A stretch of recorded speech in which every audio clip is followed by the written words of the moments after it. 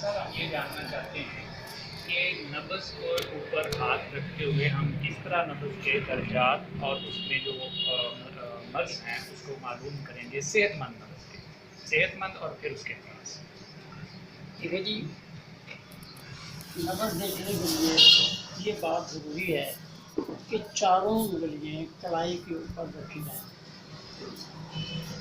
ہڈی کے ساتھ جہاں سے نرم جگہ شروع ہوتی ہے وہاں سے نبض کو چیک کیا جائے. سب سے پہلے آپ نے ایک انگلی پہ اپنا دھیان دینا ہے کہ نبض جو ہے وہ ایک انگلی کے اوپر محسوس ہو رہی ہے. اگر نہیں ہو رہی تو اب آپ دو انگلیوں کی طرف ذہن لے جائیں. اگر دو انگلیوں پہ نبض محسوس ہو رہی ہے تو اس نبض کو آپ اپنے ذہن میں بٹھا لیں کہ یہ 2 نمبر بھی نبض. اگر ایک انگلی پہ وہ نبض اگر احساس ہو رہی ہے تو پھر آپ سے ملے کہ یہ 1 نمبر ہے، اصابی الاقی ہے. اگر وہ نبض 2 انگلیوں پہ محسوس نہ ہو تو پھر آپ 3 تک، اب وہ 3 پہ چلی جائے گی.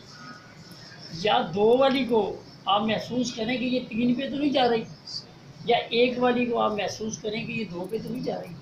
اس کا آپ کا تعین کر لیں. اگر وہ 1 انگلی پہ ہے تو وہ اصابی الاقی ہے. اگر وہ 2 انگلی تک ہے تو پھر وہ اصلاقی صابی ہے. اور اگر وہ 3 انگلی تک ہے تو وہ اصلاقی ہوتی ہے.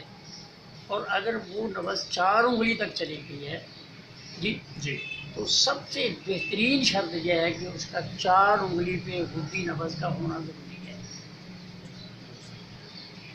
اس کے بعد اگر وہ 4 انگلیوں پہ اس کا احساس نہیں ہو رہا پھر آپ دباؤ دیں گے اور درمیان کی جو 2 انگلیاں ہیں ان کے نیچے جو نبض محسوس ہوگی وہ غدی اعصابی نبض ہوگی، 5 نمبر نبض ہوگی. اس کو ہم طب میں معتدل نبض کہتے ہیں. اس میں حرارت، حرکت اور تمام چیزیں معتدل ہوتی ہیں، یعنی مقام بھی معتدل ہے، اس کا ٹھوکر بھی معتدل ہے، اس کی قوت بھی معتدل ہے. وہ نبض صحت والی جو ہے وہ معتدل نبض ہوگی. اس کو ہم غدی اعصابی نبض کہیں گے. اور اگر وہاں بھی وہ نبض نہیں ہے تو پھر آپ اور دباؤ دیں گے تو آپ کو پہلی شہادت والی انگلی کے نیچے جو دباؤ دینے سے نبض محسوس ہوگی وہ اعصابی غدی یعنی 6 نمبر نبض ہوگی. یہ سب سے آسان اور بہترین طریقہ ہے.